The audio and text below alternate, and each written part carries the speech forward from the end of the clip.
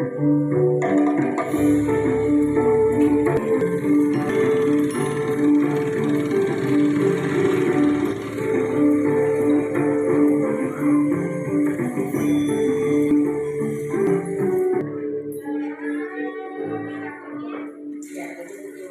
kaliannya tuh agak bingung apa itu seputar gitu, soalnya kan belum pernah juga gitu. Nah, akhirnya ibu cari bawa praktek, dari situ kita tahu kalau kita membuat tanpa kulkas gitu bisa es putarnya jadi gitu.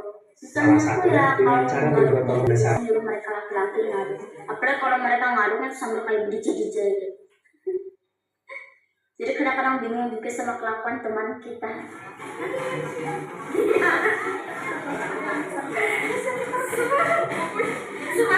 Mereka sambil bermain.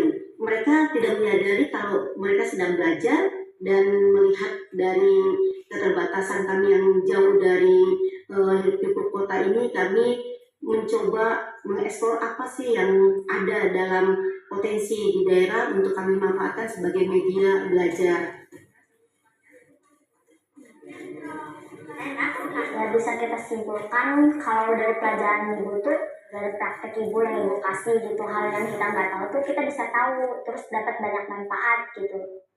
Pendidikan melakukan analisis karakteristik yang menggambarkan keunikan lembaga dan lingkungan belajar. Kemudian di PNM saya mencoba belajar gitu kan, dan fitur-fiturnya sangat membantu kami di dalam kegiatan belajar mengajar di kelas, termasuk cara membuat es krim yang tanpa kulkas itu sebetulnya ya adopsi juga. Saya pikir-pikir, oh benar juga ini. Oh kami yang di sini apa listrik itu yang tidak stabil gitu kan. Nah ini bisa dimanfaatin ya anak-anak ketika mau bikin es tetapi terkendala dengan listrik. Nah ini tanpa kulkas nih kita buat gitu kan.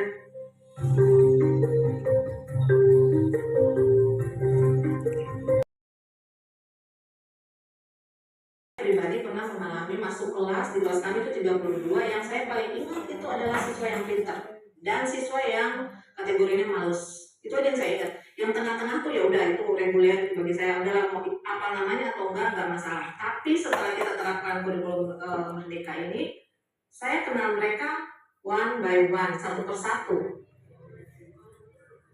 Jadi kadang-kadang kita sebagai guru, saya menyadari itu dulu saya tuh sering punya banyak cap untuk anak, pemalas, cap yang negatif untuk mereka.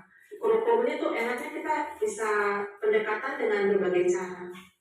Ketika murid kita dikasih kesempatan, mereka akan menunjukkan kemampuan mereka yang sebenarnya tadinya saya nggak tahu bahwa oh ternyata anak itu tuh dia punya bakat di sini yang sebenarnya kalau kita munculkan, kita akan senang dengan mereka, dan anak-anak juga belajar menyenangkan gitu karena belajarnya nggak dipaksa. Di sini semua senang musik, pokoknya yang ada jenis musiknya udah mereka langsung connect kalau ke musik, kalau kami di Maluku.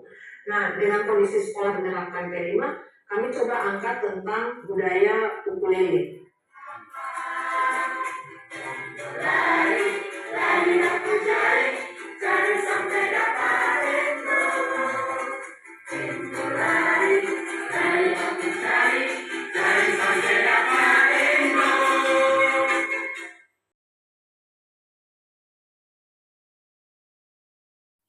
Terima kasih atas waktu yang diberikan oleh Bapak Ibu Guru. Kali ini saya akan memperkenalkan nama saya Bonifacio, ini asal sekolah saya SMK Piori. Ini saya akan meneruskan video tadi mengajarkan kita bagaimana goyong dan membuat es. Dan kesimpulan yang saya ambil dari video tadi adalah belajar itu bukan dari alat elektronik atau alat-alat, tapi belajar itu dari semangat diri sendiri. Terima kasih, mungkin itu saja yang saya dapat sampaikan.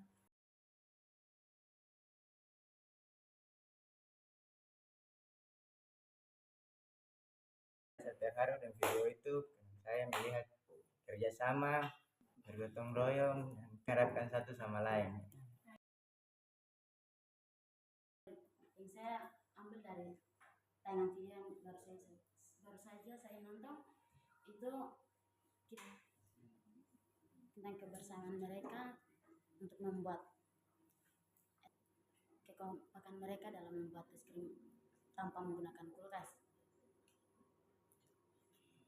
Dan saya sangat bangga dengan mereka karena mereka jauh dari pemukiman kota, tapi mereka bisa membuat.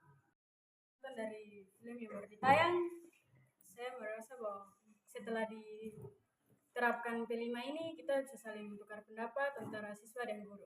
Dengan video tadi itu saya sangat bangga dengan cara membuat lagu dari video. Terima kasih. Yang saya video yang bermain dengan tanah baru, gotong royong dan Contoh tadi saya amati dengan cara membuat ukulele dan membuat musiknya. Terima kasih. Jadi lewat video tadi sangat luar biasa materi-materi yang disampaikan. Jadi saya sebagai seorang guru, materi-materi yang saya bisa gunakan di sini untuk melakukan pembelajaran adalah bagaimana memfasilitasi siswa itu sehingga siswa itu lebih kreatif, berpikir kritisnya lebih terbangun, dan juga lewat kurikulum Merdeka ini juga bisa untuk membangun atau membuat potensi siswa itu bisa lebih terbangun. Yang pertama sangat bermanfaat bagi anak-anak peserta didik yang ada di sekolah kami. Kemudian dari video-video tersebut bisa menjadi dukungan, dorongan dari pihak anak-anak untuk membawakan proyek-proyek baru di sekolah kita ini. Itu saja.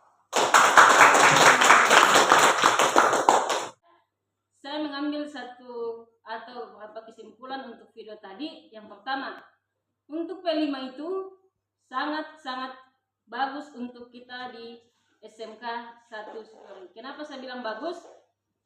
Dengan adanya P5, siswa mampu untuk mengemukakan pendapat masing-masing. Kemudian yang kedua, dari video yang tadi saya dapatkan, di situ bahwa untuk belajar itu tidak mengenal batas usia. Dan itu saja dari saya. Sekian dan terima kasih. Tayangan video tadi yang Ibu tangkap yaitu pembelajaran yang bermakna dan menyenangkan, di mana siswa diberi tanggung jawab atas pembelajaran mereka masing-masing, sehingga nanti mereka lebih bertanggung jawab dalam pembelajaran mereka, sehingga dalam proses ini mereka lebih aktif dalam proses pembelajaran. Mantap.